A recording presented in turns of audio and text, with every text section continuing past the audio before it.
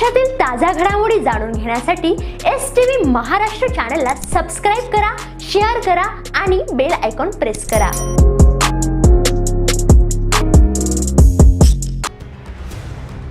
मानवी मेंदूवर परिणाम करणारा गांजा विक्रीसाठी घेऊन जाणाऱ्या दोघांना स्थानिक गुन्हे अन्वेषण विभागाच्या पथकाने तब्बल 16 किलो गांजासह त्याचबरोबर वाहन आणि इतर मुद्देमालासहित मुसक्या आवळल्या आहेत। आणि या कारवाईमध्ये स्थानिक गुन्हे अन्वेषण विभागाच्या पथकाने 16 किलो गांजासह जवळपास 9,12,000 रुपयांचा मुद्देमाल हस्तगत करीत दोघा जणांच्या मुसक्या आवळल्या आहेत। स्थानिक गुन्हे विभागाच्या अधिकाऱ्यांना गुप्त माहितीदारामार्फत मिळालेल्या माहितीच्या नुसार धुळ्याहून शिरपूरकडे मारुती सुझुकी वाहनामध्ये मोठ्या प्रमाणावर गांजा वाहतूक केला जाणार असल्याची माहिती मिळाली। या माहितीच्या आधारे स्थानिक गुन्हे अन्वेषण विभागाच्या अधिकाऱ्यांनी तात्काळ पथक रवाना केले असता या दरम्यान पोलिसांतर्फे रचण्यात आलेल्या सापळ्यात संबंधित वाहनात 2 इसम आणि त्यांच्याकडे जवळपास 16 किलो गांजा स्थानिक गुन्हे अन्वेषण विभागाच्या पथकाला मिळून आला आहे।